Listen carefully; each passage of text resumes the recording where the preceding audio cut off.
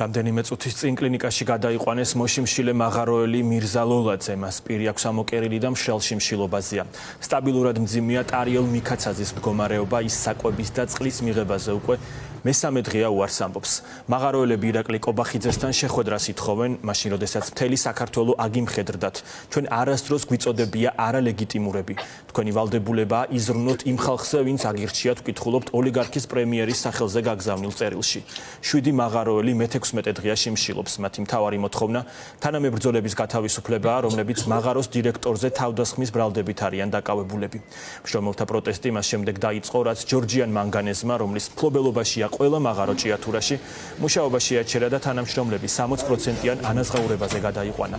თუმცა მოგვიანებით გაირკვა, რომ კომპანია დასაქმებულებს არც ამ თანხას უხდიდა და აღარ სამუშაოების განახლებას აპირებდა. დღეს ძალიან რთული ვითარება არის მოშიმშილეები მირზა ლოლაძე ერთ-ერთი მშრალი შიმშილობა, რომელმაც დაიწყო. სულად არის ამ წუთში ტარიელ მიქაცაძეც მშრალი შიმშილობა აქვს დაწყილი და ეგეც რა თქმა უნდა სულად არის.